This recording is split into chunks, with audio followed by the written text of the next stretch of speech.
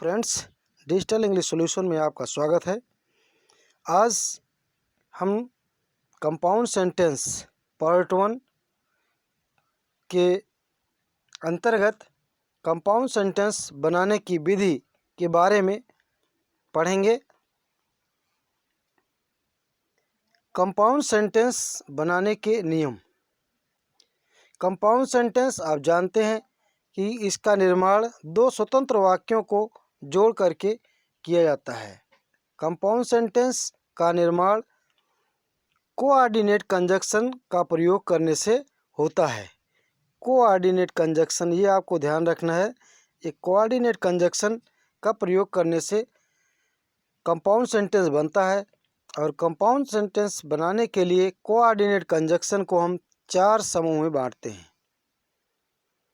पहला समूह है कम्युलेटिव कोऑर्डिनेट कंजक्शन, दूसरा है एडवर्सेटिव कोऑर्डिनेट कंजक्शन, तीसरा है अल्टरनेटिव कोऑर्डिनेट कंजक्शन और चौथा है इलेटिव कोऑर्डिनेट कंजक्शंस। तो ये आपको ध्यान रखना है कि जब हम वाक्य को जोड़ करके कंपाउंड सेंटेंस बनाएं तो उसमें किस प्रकार का संबंध है वाक्य में, ये जानना बहुत ज़रूरी होता है। क्योंकि वाक्य के भाव के आधार पर ही हम कोऑर्डिनेट कंजक्शंस को 4 समूह में बांटते हैं। जैसे वाक्य का संबंध होता है एक दूसरे से, उसी हिसाब से कंजक्शन का भी प्रयोग किया जाता है। तो देख सकते हैं आप कम्युलेटिव कोऑर्डिनेट कंजक्शन। सबसे पहले हम कम्युलेटिव कोऑर्डिनेट कंजक्शन के बारे में पढ़ेंगे। कम्युलेटिव कोऑर्डिनेट कंजक्शन का प्रयोग करके सिंपल कंपाउंड सेंटेंस बनाने की विधि। तो इस सबसे पहले तो ये जान लें कि इसके अंतर्गत आने वाले कंजक्शंस जो हैं वो हैं बोथ एंड। बोथ एंड, जहाँ बोथ का प्रयोग होगा वहीं एंड का भी प्रयोग होगा। नॉट ओनली बट आल्सो, और एक कंजक्शन है एंड। ये तो and, both and, not only but also, ये इसके मुख्य कंजक्शन हैं। इनका प्रयोग करके हम कंपाउंड सेंटेंस का निर्माण करते हैं और ये आते हैं कम्युलेटिव कोऑर्डिनेट कंजक्शन के अंतर्गत। तो इनका प्रयोग जो होता है वह हम उन वाक्यों को आपस में जोड़ने के लिए करते हैं जो सामान्य कथन को और जिसमें कर्ता के द्वारा दो कार्य किए गया हो या दो कर्ता समान कार्य किए हों। कम्युलेटिव कोऑर्डिनेट कंजक्शन के जो प्रयोग किए जाते हैं वह कंजक्शन आप जान लीजिए कि उन वाक्यों को जोड़ने के लिए किए जाते हैं जो किसी भी हालात में सामान्य अर्थ को प्रकट करते हैं।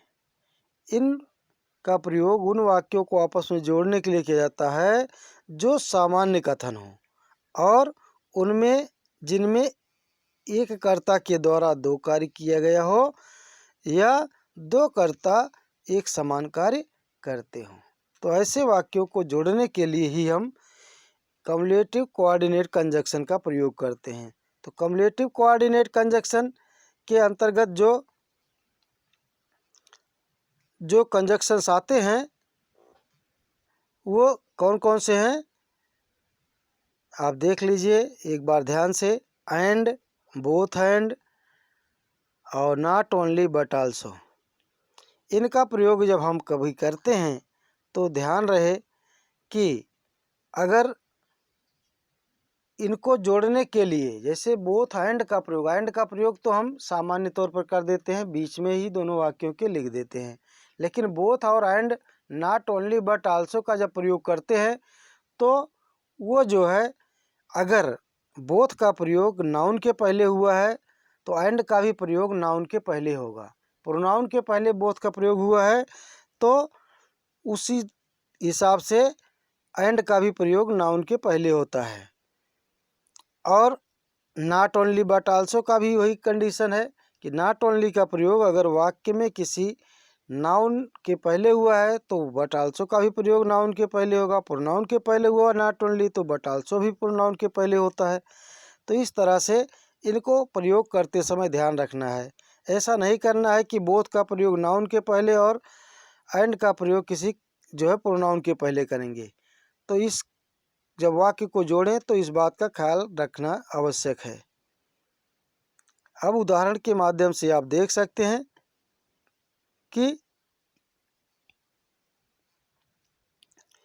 he went to market, he bought a book।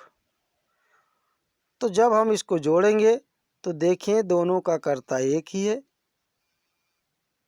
अब दोनों का कर्ता जब एक है तो हम दोनों कर्ता के द्वारा जो दोनों कार्य किए गए हैं वो हम जोड़ करके लिखेंगे। तो दो सामान्य कथन हैं। तो he went to market and bought a book. अगर क्रिया एक ही होती, दोनों में बाट का ही प्रयोग होता, तो हम जो काम किया था उसको एंड से जोड़ कर लिख देते। लेकिन यहाँ पर क्रिया जो है वह अलग अलग की गई है। एक पहले वाले वाक्य में बेंट है, दूसरे वाले वाक्य में बाट है। इसीलिए हम इन दोनों को जोड़ने के लिए बीच में एंड का प्रयोग करते हैं। कर्ता का प्रयोग केवल एक बार किया है क्योंकि दोनों वाक्यों का कर्ता एक ही है। नेक्स्ट सेंटेंस में देखते हैं, Ram past, his brother past also. तो ध्यान दें, पास्ट होने का पास्ट, राम पास हुआ, उसका भाई भी पास हुआ। तो राम और राम के पास होने और भाई के पास होने, दोनों का काम पास होना ही है, यानी क्रिया जो है वह समान हो गई है। तो जब हम इस वाक्य को लिखेंगे तो हम इसलिए जो है इसको इस तरह से लिखेंगे, राम के पहले बोथ का प्रयोग कर दें। बोथ यानी दोनों, राम और अब कौन है, उसका भाई। तो भाई को एंड से भाई को जोड़ देंगे तो राम एंड हिज ब्रदर। ये दोनों एक साथ लिखेंगे, क्रिया को कॉमन है इसलिए लास्ट में लिख दिया जाएगा। तो both Ram and his brother past. अथवा हम इसी का प्रयोग नॉट ओनली बट आल्सो का प्रयोग करके भी जोड़ सकते हैं। तो क्या करेंगे, नॉट ओनली राम, राम के पहले नॉट ओनली का प्रयोग कर देंगे और फिर उसके भाई, चूँकि क्रिया कॉमन है इसलिए कॉमन क्रिया को लास्ट में लिख देंगे। तो Ram not only Ram but also his brother past. तो इस तरह से एंड से जुड़ने वाले वाक्य या कम्युलेटिव कंजक्शन से जो वाक्य जोड़ते हैं वह बिल्कुल सामान्य से कथन होते हैं। अब फिर आगे देखिए, अगला नियम है एडवर्सेटिव कोऑर्डिनेट कंजक्शन का प्रयोग करके सिंपल सेंटेंस बनाना। तो इसके अंतर्गत आने वाले जो कंजक्शंस हैं वो ध्यान से देख लीजिए। But it still, however, nevertheless, while, whereas और ओनली, ये कंजक्शन इसके अंतर्गत आते हैं। कम्युलेटिव के अंतर्गत आपने देखा था, कम्युलेटिव के अंतर्गत आता था and, both and, not only but also. लेकिन एडवर्सेटिव माने होता है विरोधाभास। विरोध जिन वाक्यों में प्रकट होता है, दो विरोधी वाक्यों को आपस में जोड़ने के लिए हम एडवर्सेटिव कोऑर्डिनेट कंजक्शन का प्रयोग करते हैं। तो जब आपके परिणाम उल्टे दिखें या कोई भी उल्टा समझ में आता है तब आप इसका प्रयोग करते हैं। तो इनका प्रयोग विपरीत भाव प्रकट करने वाले वाक्यों को जोड़ने के लिए किया जाता है, ये ध्यान रखेंगे। इसका एग्जाम्पल आप देख सकते हैं। एग्जाम्पल क्या है, he is poor, he is honest. तो ही इज़ पुअर वह गरीब है और ही इज ऑनेस्ट वह ईमानदार है।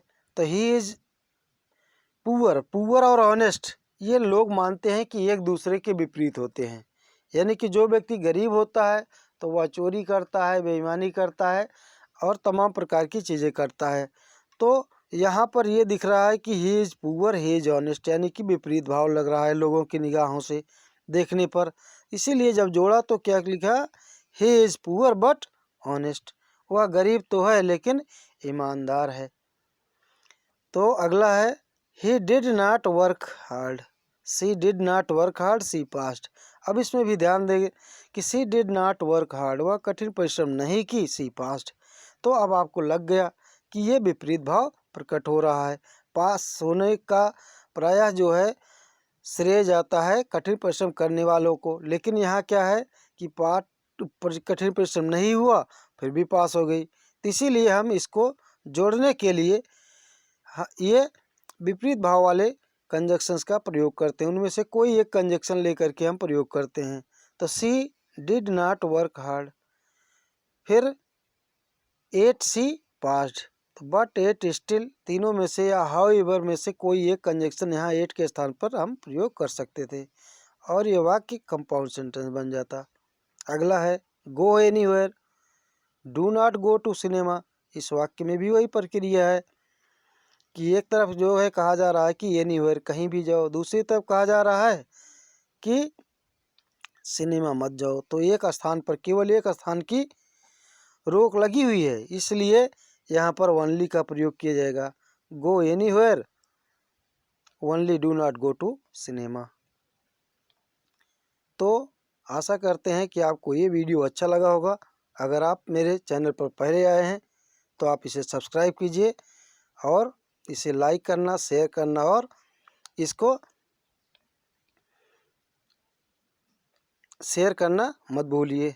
और इस प्रकार से आप दूसरों की मदद कर सकते हैं। जो आपके और सहयोगी हैं, आपके साथ पढ़ने वाले और सहपाठी हैं, यदि उनको इसके बारे में पता नहीं है तो उन्हें आप बता करके उनकी मदद कर सकते हैं। और उनके पढ़ाई में आप व्यक्तिगत रूप से अगर नहीं जा पाते हैं उनके पास, अगर आप उनके अच्छे चाहते हैं तो उनको इस चैनल का, डिजिटल इंग्लिश सॉल्यूशन चैनल का सुझाव दीजिए ताकि उनकी भी पढ़ाई लगातार चलती रहे।